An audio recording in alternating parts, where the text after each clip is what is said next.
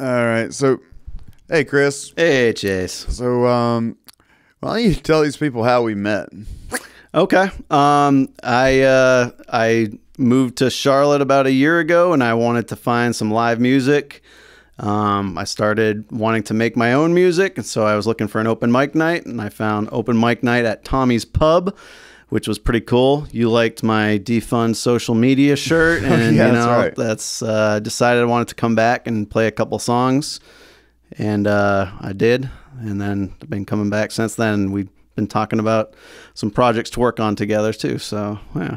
So that is right. So the first time you came to Tommy's, you just had the shirt on. Well, the first time I came to Tommy's, but it wasn't actually open mic night. There's like some Southern rock band coming. I just like, that's not my thing. So the first time I came for open mic night, I had my social media shirt on. You're like, hell yeah. And then we started talking. So hell yeah. So, yeah. So, and then you played the second time. I think, yeah, I with played a the track. second time with a backing track. That was pretty hard. Well, what I thought was when you came in with the backing track, that it was going to end up being like one of these dudes that goes out to open mics and just wants to show that they can shred. Right. Gotcha. And they just go and they, and they wail against this track for a while. Yeah. And we're all supposed to be impressed. And some people are, to their credit. Yep. But I cannot shred. I'm working on that. But yeah. So yeah, I just had like my whole song, and I just removed the guitar and the vocals, and then tried that out, and it was hard to keep up with. That was the first time I ever played music in front of anybody. The bright lights, people looking at you, expecting them to be entertained or something. So, and Mike, actually, what was I gonna say? Is reminded me of Mike. It's playing music with robots. We would try to do, like, we did a few times where we try to play with a drum machine for different projects, and it's like there is just something about the unforgiving robotic timekeeping of a machine, and that might be a little bit as close as we need to get to broach the topic of your project Machines in general. But yeah, it was striking that you had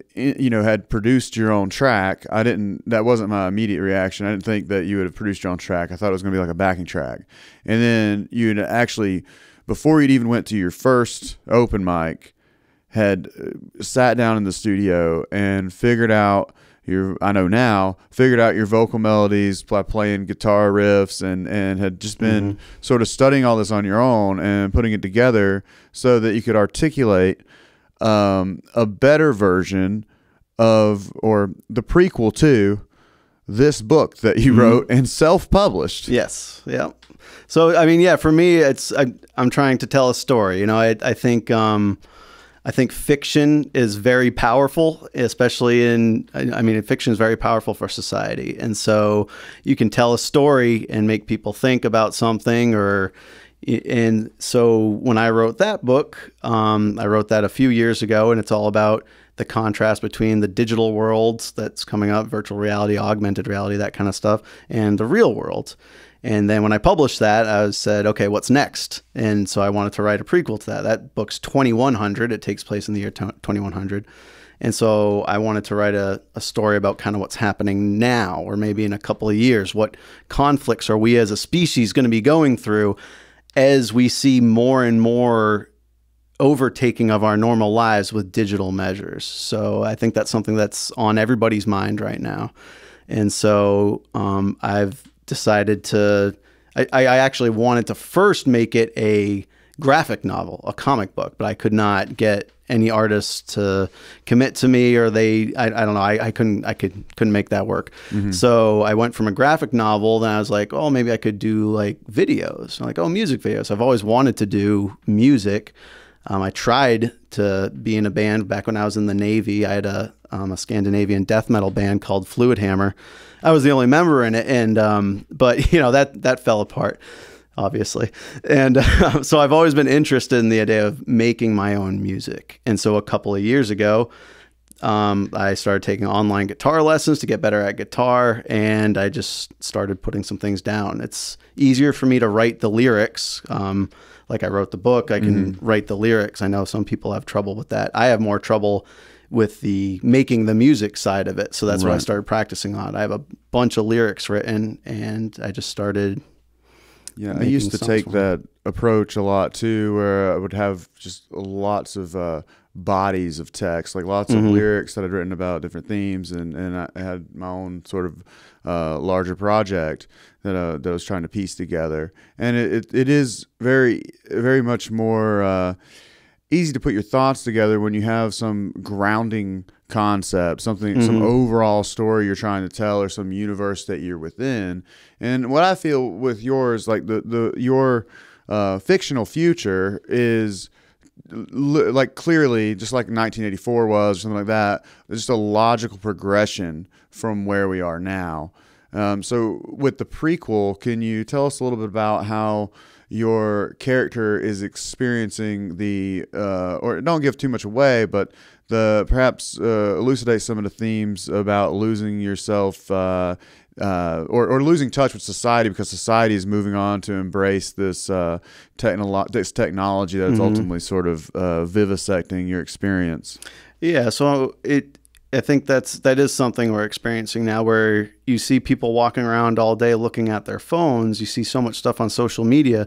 Sometimes it feels wrong. Like it just doesn't, if I'm looking at my phone and I realize I've been scrolling through Facebook or Instagram for an hour, I'm like, what the hell am I doing? Like, are you kidding me right now? I haven't done anything. I've been looking at people's cat videos or whatever the hell pops up on there. I'm like, what? It's such a time suck. And I think that's and maybe people said the same thing about TV when it first came out. TV can be a time suck too, I guess. But I think the biggest thing that the character's going through right now is that he fears society is losing its humanity. And when everything goes online, you're replacing human interactions, and that human interaction can't be replaced. One of my favorite lines from one of my songs that I've written is, "Love is just a game when a screen is in the way," because you can, do dirty stuff with FaceTime or whatever, but it's not the same thing as like being with somebody, being next to somebody. You can talk to somebody on the phone or FaceTime them, but it's not the same as actually just talking to them right in front of them. The way that, oh my Lord, yeah, the so much of story and humanity is about story. Like everything, we narrativize our experience. Everything is sort of told in a society, in a culture, right? This is what Heidegger talks about with being in the world, is we're here in a culture. You can't think of a human being without thinking of them in a context, with a family, with a city, these sorts of things. And that is all about proximity. The real world is very much a child can fall down and skin their knee in front of you, and you're suddenly responsible. Or the love of your life appears for the first time, and you just know. And it's all this proximity, and that's where the humanity is, and that's where our stories start. So when we take ourselves away from it, and instead of experiencing what we're responsible for, which is ultimately just what we're close to, that the people we're close to that need us, when we're putting literally a pane of glass between us and our interactions, and more than that, we could say, right, we're putting corporations and their interests between us and the people we love. I need to call my wife, who's the person I'm most proximally responsible for, and between her and I is an email from Spotify or something, right? Like it's these corporations are sort of between us and our in the most intimate parts of our lives. Well, yeah, and they're engineering their products to remove time from our lives, essentially. So you just scrolled for an hour. How did that happen? Well, they have an algorithm designed to specifically show you something that you will be interested in. And so when you see that, oh, a funny cat. Oh, look, another funny cat. Maybe if that's the thing you like. And so it is.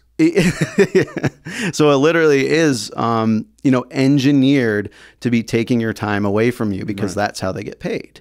So I think maybe a sort of a closing concept just because we've been swamped with projects all day. We're just excited to get you in to talk to you about all this.